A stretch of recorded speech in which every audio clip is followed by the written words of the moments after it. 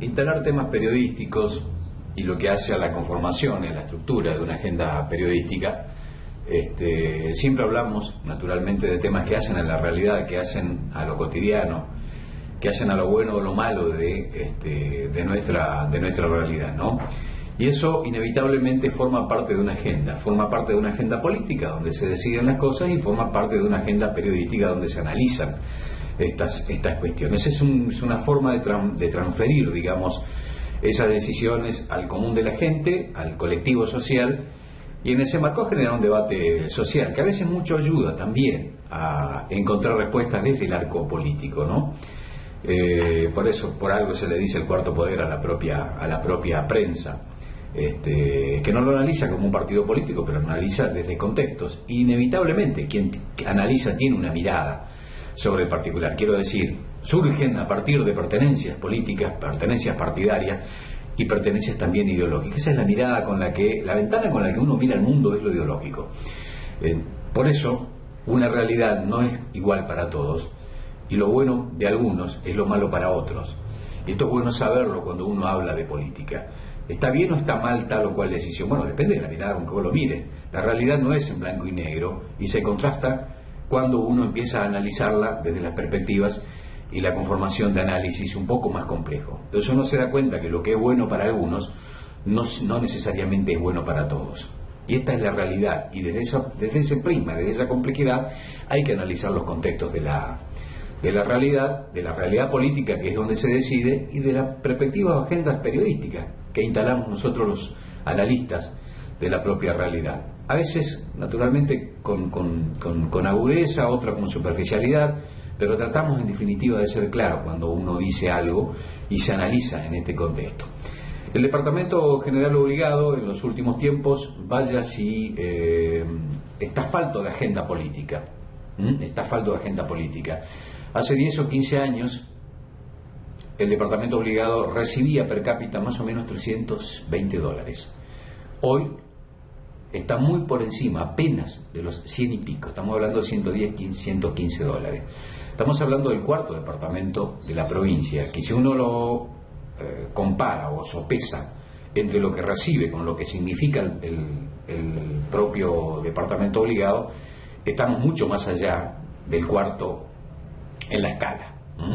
Y esto tiene que ver con la agenda política, esto tiene que ver con la capacidad de gestión, esto tiene que ver con la mirada, tiene que ver con el norte que se le fija al Departamento Obligado, que evidentemente no está cumpliendo con las perspectivas de lo que se espera de la política, de los políticos, de los partidos que están en el poder, de los partidos que son oposición, de los dirigentes políticos y demás.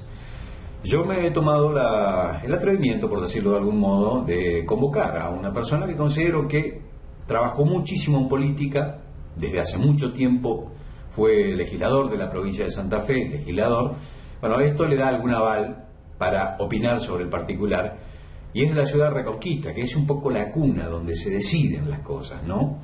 Después lo analicemos si está bien, está mal, pero es la ciudad cabecera, es natural, tiene su peso propio, su peso específico.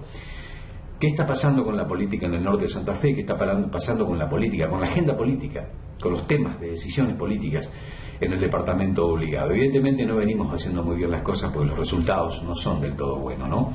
Reconquista hace años atrás fue la capital del dengue.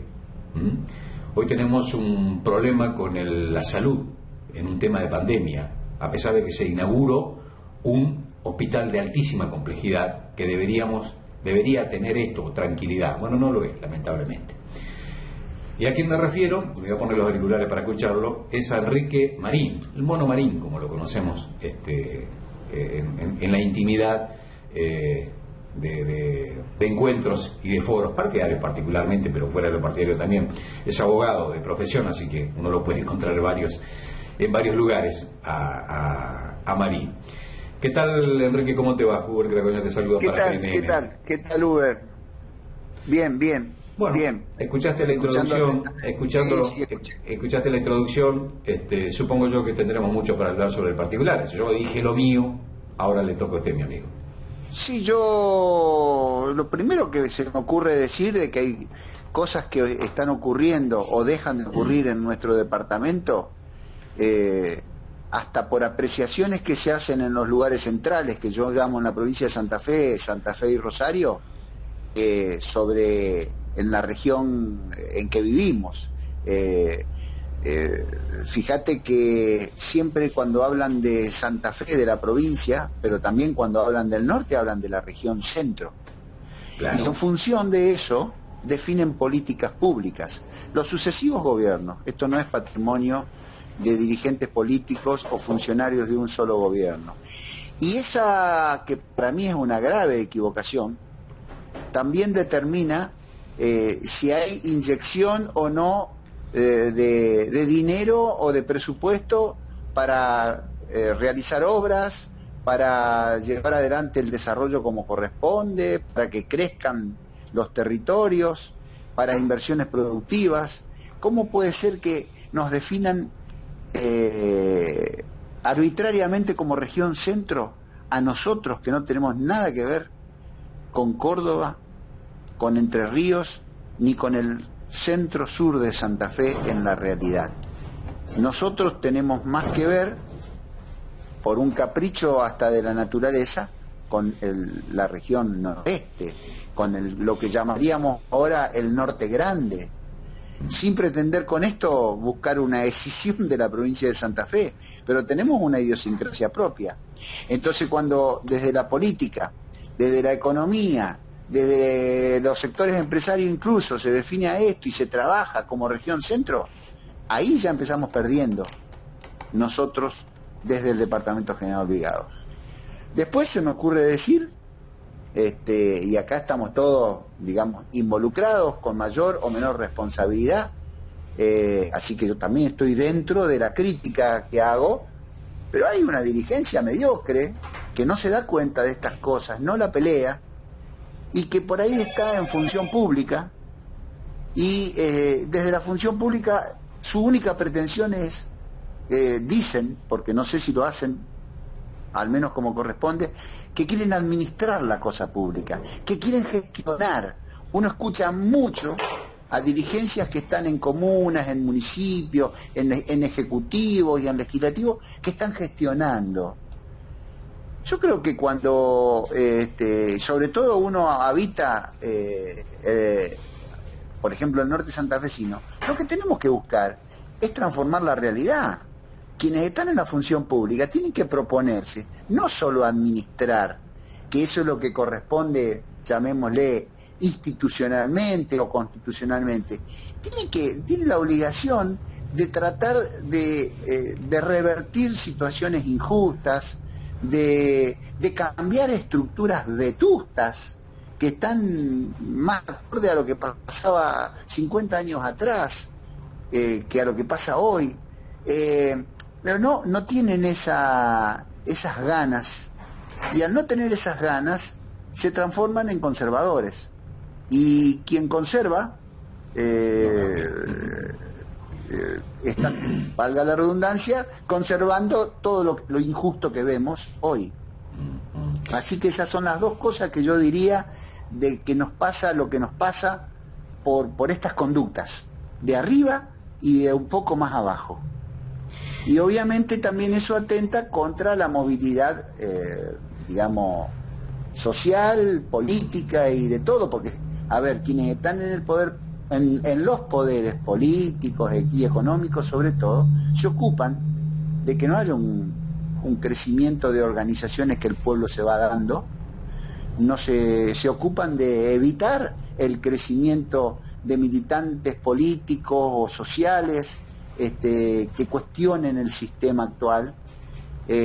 No son inocentes en su tarea. Mientras gestionan, oprimen; mientras gestionan, te meten la mano encima. Entonces eso configura un cuadro que se agrega a la pobreza estructural, muy malo.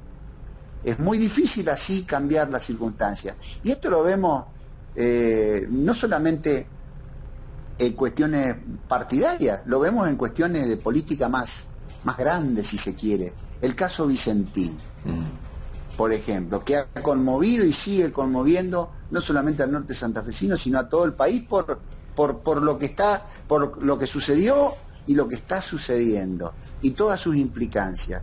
Mucha dirigencia política es obediente a ese poder, lo fue siempre, pero está consolidado, es un imperio dentro del territorio. Ese imperio tiene tentáculos, uno de los tentáculos es manejar la política, la economía, algunas cosas sociales. Se organizan instituciones que después se dan en llamar las fuerzas vivas de la población, no como dice Jauretche, los vivos que manejan esas fuerzas. Y bueno, y así van teniendo un manejo que no sirve para los intereses de la gente, no sirve para los intereses de nuestras comunidades, no se trabaja por el bien común. No digo que no hay excepciones a esta regla, y ojalá que haya muchas excepciones, pero bueno, tengo que hablar en general para no particularizar, pero hay cosas que te convocan un poco a hacer lío, como dice el Papa Francisco. Exactamente. Así que esto es lo primero que se me ocurre decir, Uber, haciendo una reflexión sobre lo que vos dijiste anteriormente. Yo sé algunos días atrás en mi página, y esto en función de un foro que mantuve con la senadora Sagnum, abrí un abanico sobre una teoría y he escrito sobre el particular, haciéndome la pregunta si gestión o política. Hay gente que cree y está convencida que es absolutamente igual, y la necesidad de encontrar una diferencia, porque la existe y está, es abismal, y es acá donde radica, me da la impresión, de saber en qué consiste la gestión y en qué consiste la política. Y planteábamos esto, yo lo había escrito una nota, que supongo yo que la habrás leído, que forma parte de un pequeño diagnóstico, y esto, digo, a ver, no encontrarnos en la política, pero sí en la gestión, nos permiten mirar desequilibrios, nos permite encontrarnos con pobreza, y creer de que nadie tiene la posibilidad de poder cambiar esto, ¿no?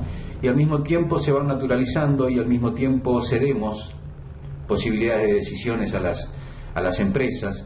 Entonces las empresas forman parte de este gran poder, y lo que termina gobernando una región son los intereses de unas empresas que no son los míos ni los tuyos, y para eso está la política. Entonces creo la dirigencia tiene que recuperar el protagonismo político, y esto es menesteroso, es necesario, es importante, y es importante que lo entendamos y es importante que lo recuperemos, pero para esto hace falta una dirigencia que esté a la altura de las circunstancias. Como vos bien decís, son las lamentables excepciones. Sería bueno, digo, que sea parte de la regla.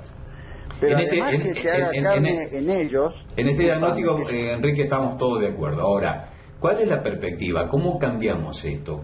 ¿Por dónde tenemos que empezar a cambiar y cambiar esas clavijas, digamos, que nos ayude a encontrarnos desde el vamos y desde paradigmas, diría yo, porque esto está instaurado desde hace mucho tiempo? ¿Cuál es tu mirada respecto de esto?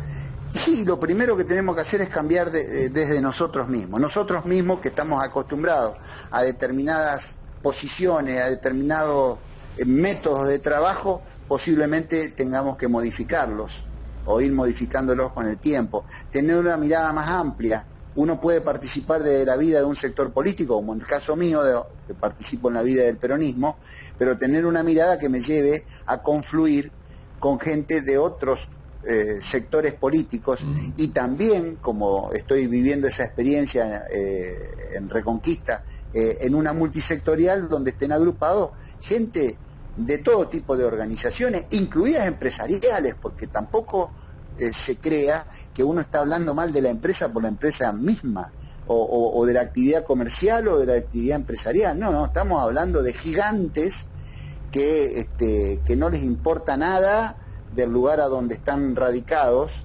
y a eso se los critica, no al pequeño o al mediano empresario, que es muy importante en el quehacer de la vida de nuestras comunidades. Así que el cambio empieza por nosotros mismos. Tenemos que tratar de hablar de las cosas que la gente necesita que se hable y que se concrete.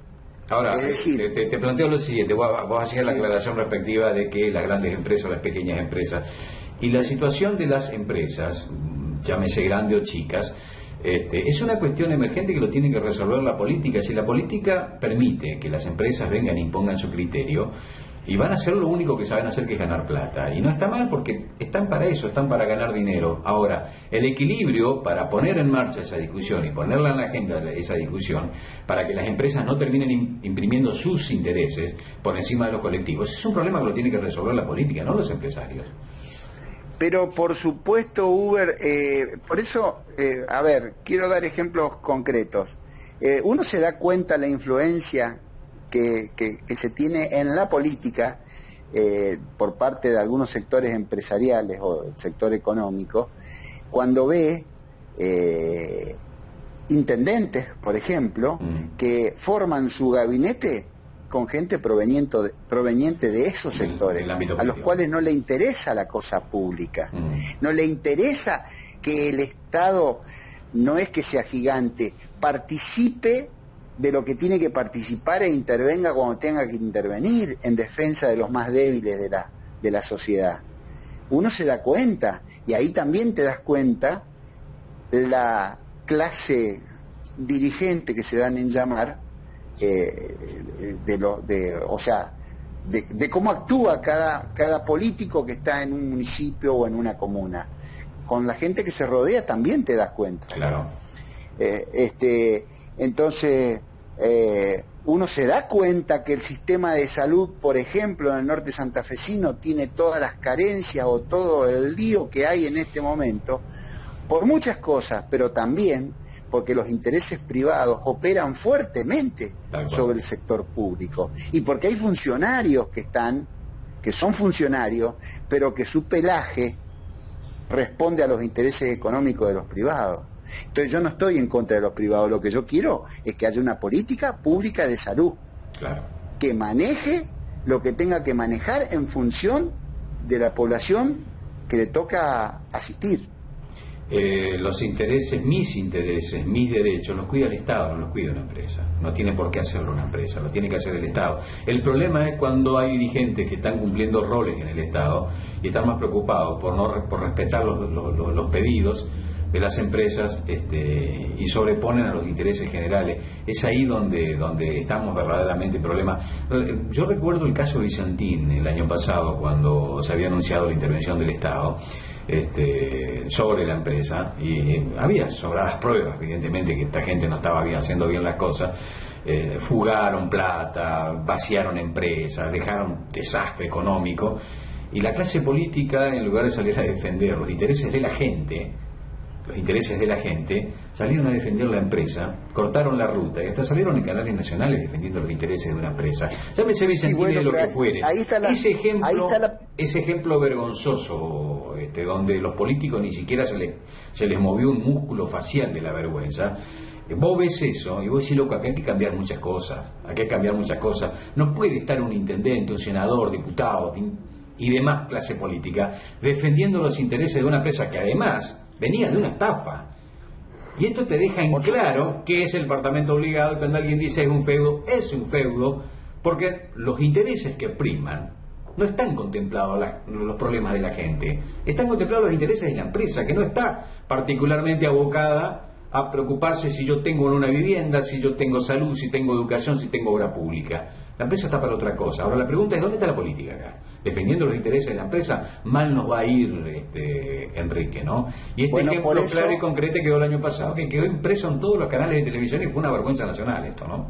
Claro, pero también debemos observar que al mismo tiempo que esos políticos actuaban de esa manera, aparecieron otros militantes políticos, como en mi caso, que conformamos, y desde ahí vienen las experiencias multisectoriales, una organización que se oponía a todos esos intereses y que además hizo una movilización que nunca en la historia, por lo menos del sur del departamento, se había hecho.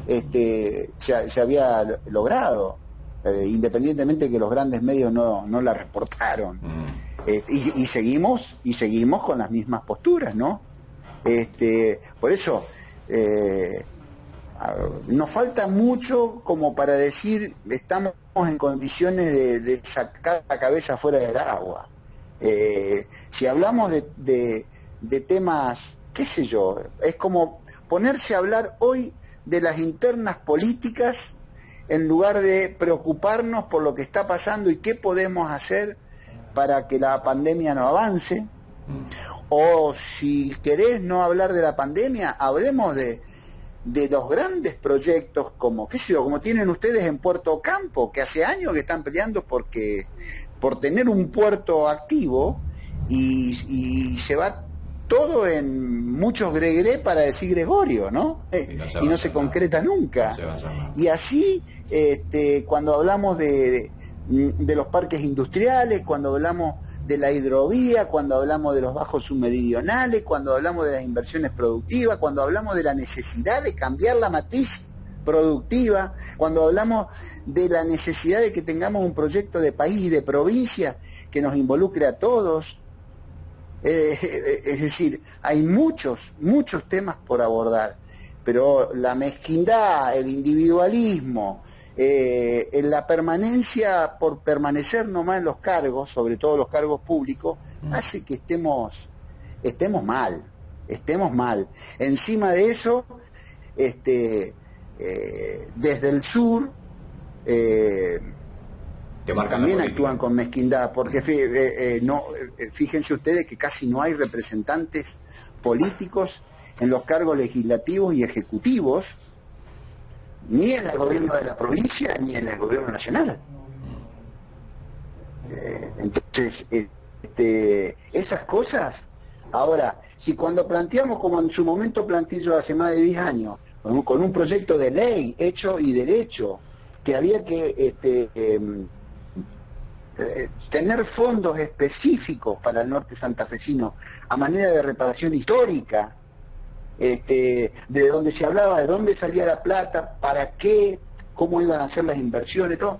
No hubo acompañamiento, y tampoco hubo acompañamiento del sector empresario, porque no les interesa. A algunos les interesa que la situación quede como está. Enrique, no les interesa que... Sí.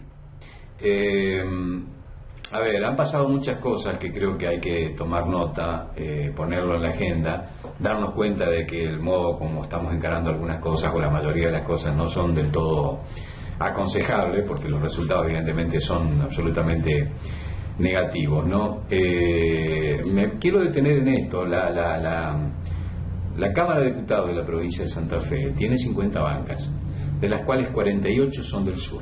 Solamente 2 pertenecen al centro norte de la provincia, que casualmente son de la ciudad de Reconquista, y ninguna del peronismo, quiero decir.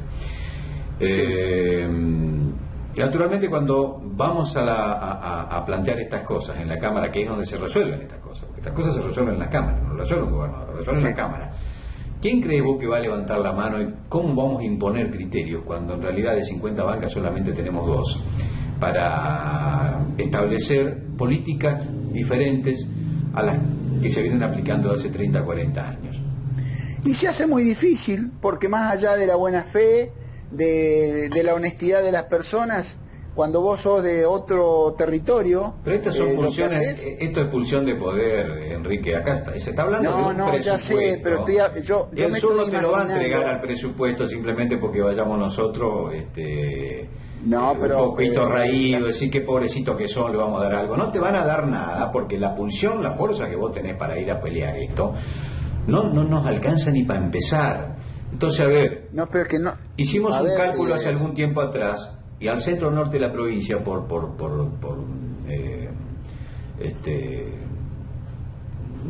demografía, si es que vale la comparación, nos correspondería 8 diputados. Ahora, la pregunta es, cuando vamos a armar las listas en Santa Fe, cuando vamos a arreglar, ¿quiénes son los que van a defender los intereses del norte de Santa Fe? Porque es llamativo esto.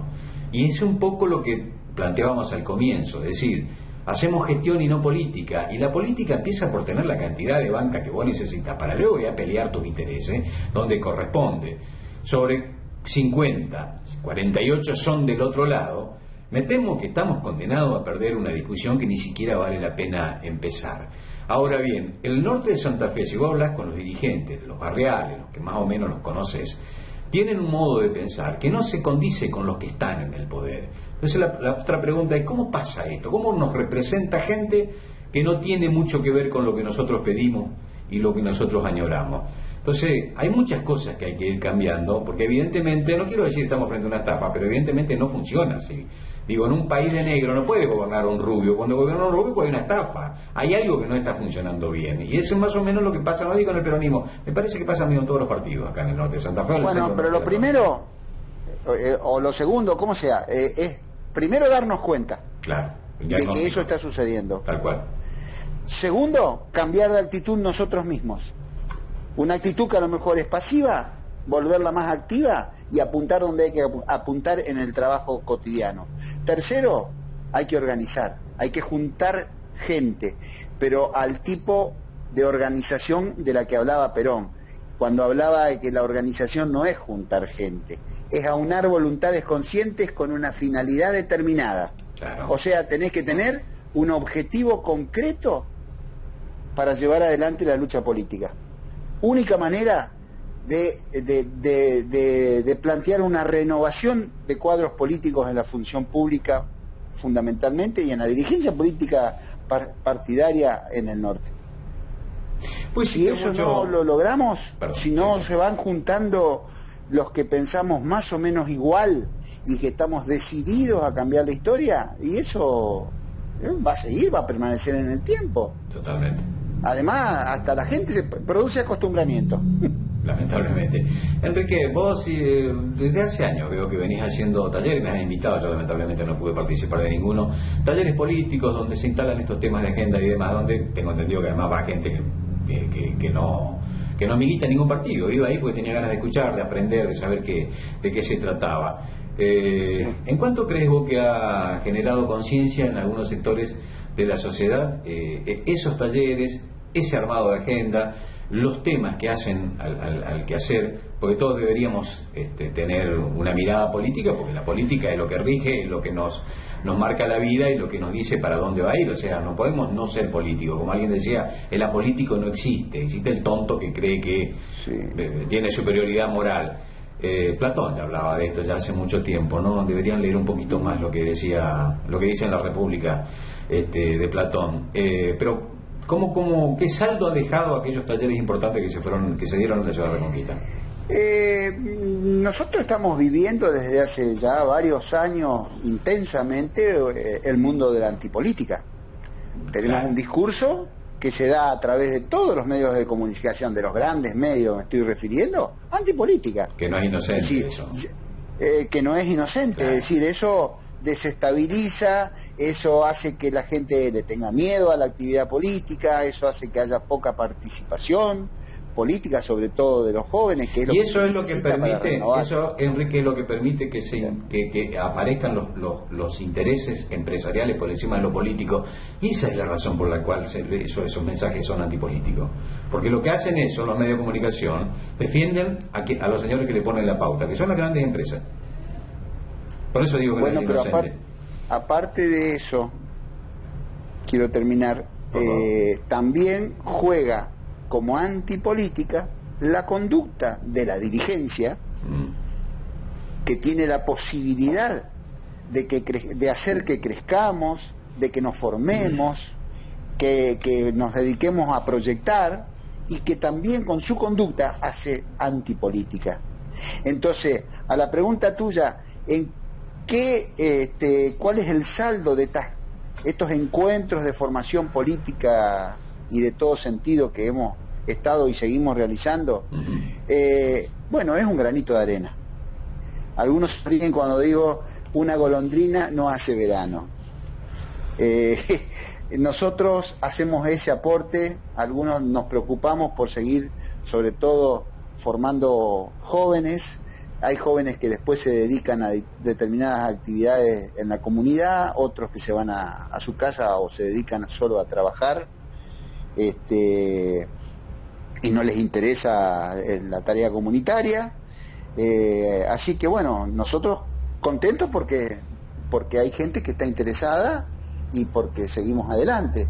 Pero es dura la lucha, ¿eh? Es dura la lucha porque eso no está acompañado ni por medios de comunicación que se hagan eco de este tipo de formación, porque no les conviene. Claro. Tenemos manos que se nos ponen encima desde el poder político porque tampoco les conviene. Es una dura lucha. Distinto si esto tendría el auspicio en todo sentido de sectores que promuevan esto y que tengan más poder que nosotros, pero no, evidentemente son ellos y nosotros. O sea, es una grieta. Sí, la grieta existe, está, y lo mejor que podemos hacer es analizarla y no negarla, esto es evidente. Carlos Marx había dicho en su definición de política, política no es otra cosa que la eterna lucha de clases. Los que están bien no quieren perder su privilegio y los que están mal quieren estar un poco mejor. Eso es la grieta. A veces se instala de una manera apasionada y a través de los debates, a veces se da de una manera brutal, como se está dando en toda Latinoamérica, ¿no? Partidos políticos que utilizan la estructura del Estado para perseguir desde lo jurídico o judicial a los opositores. Bueno, estas cosas no hacen bien absolutamente en nada, ¿no? Que tampoco es inocente. Esta forma de pensamiento, ida y vuelta con Enrique Marín, bueno, impreso en una cámara, hablando en voz alta. Espero que todo esto que hayamos dicho, Enrique, sirva para algo. A mí me gustó particularmente la charla, tus aportes han sido importantes y significativos, y espero que no sea la última, ¿no? Que volvamos a seguir hablando de esta cuestión. No, por supuesto, estoy a disposición, Uber, y ojalá que, bueno, quienes escuchen, si tienen que observar críticamente, que lo hagan, porque eso también es bueno como ejercicio y nos hace crecer a todos. Y quienes estén de acuerdo, profundicemos entonces esta tarea. Así que... Bien. Muchas gracias. Había enunciado algo sobre la República de Platón. Vamos a terminar la nota leyendo y publicando, o dando a conocer un enunciado, creo que el manifiesto más importante de la política. Es algo que escribió Bertolt Brecht hace ya mucho tiempo. Me parece oportuno terminar la nota con ese manifiesto. Te agradezco mucho, Enrique Marín. Quiero decirte algo antes de terminar la entrevista. A ver. En filosofía en la facultad, sí, justamente me pusieron un recontra cero. ¿Por qué? Porque me dijeron, Platón manifestó que el alma es en el fondo todo lo existente.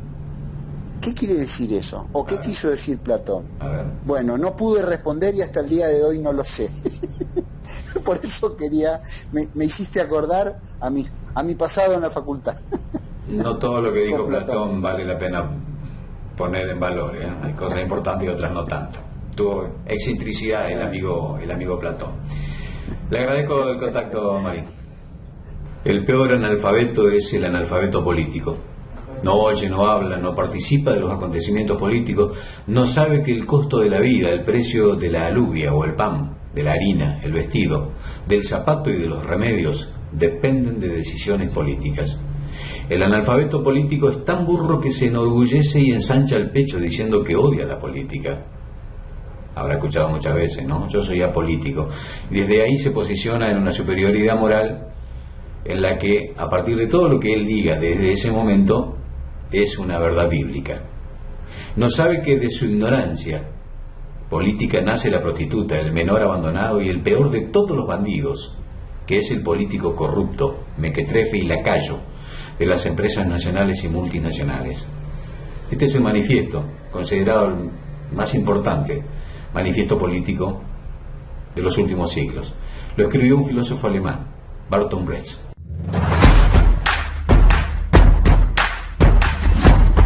PNM, realidad, análisis, notas, semanario editorial de redes digitales. PNM.